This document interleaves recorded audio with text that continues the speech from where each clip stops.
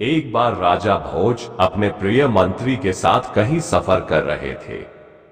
इस सफर के दौरान वे एक जंगल से गुजरे जिसके पास कई सारे खेत थे और एक खेत के पास एक किसान जमीन पर ही बिना कुछ बिछाए बड़े आराम से सो रहा था। उस किसान को इतनी शांति से सोते हुए देखकर राजा भोज बड़े आश्चर्यचकित हुए और वहीं ठहर कर उस किसान को ध्यान से देखने लगे। राजा को इस तरह शांत देख मंत्री ने राजा से पूछा, महाराज क्या हुआ? राजा ने मंत्री से कहा, मुझे एक बात समझ में नहीं आई, ना कोई गद्दा ना कोई बिस्तर, फिर भी वह किसान इतनी आराम से कैसे इस उबड़ खाबड़ जमीन पर सो सकता है? मंत्री थोड़ा सा मुस्कुराया और बोला, जज महाराज, ये कमाल है परिस्थितियों का और आदतों का। मनुष्य से ज्यादा कोई कोमल नहीं है और न ही मनुष्य से ज्यादा कोई कठोर है। परिस्थितियों के हिसाब से मनुष्य अपनी आदतें बना लेता है। मंत्री की बात राजा को ठीक से समझ में नहीं आई, इसलिए मंत्री ने कहा कि अगर ऐसा है तो इस किसान की परीक्षा ले लेते हैं।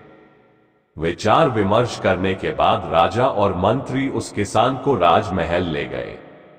राजमहल में किसान को वही ऐशो आराम, खाना पीना और सोने का बिस्तर दिया गया जिस पर राजा सोता था। थोड़े ही दिनों में किसान की आदतें पूरी तरह बदल गई और वह उस राजसी ठाट बाट का आदी हो गया।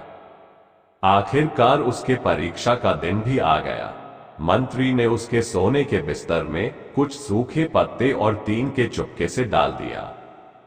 किसान जब उस बिस्तर पर सोने गया तो राजा और मंत्री चुपके से उस पर नजर रखने लगे। कुछ ही देर बाद राजा और मंत्री ने देखा कि किसान ठीक से सो नहीं पा रहा है और बार बार करवटें बदल रहा है। राजा ये देखकर फिर से हैरान था।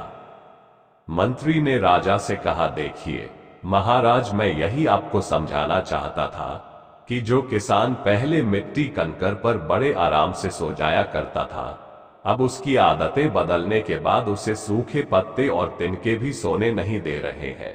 दोस्तों, ये कहानी हमें एक बहुमूल्य सीख देती है कि जीवन में चाहे जैसी परिस्थितियां आ जाए, हमें उनसे लड़ते रहना चाहिए, क्योंकि मनुष्य का स्वभाव ही ऐसा है कि वह हर परिस्थिति के अनुसार अपने आप को ढाल सकता है और बुरे से बुरा समय भी बड़े आसानी से निकल सकता है।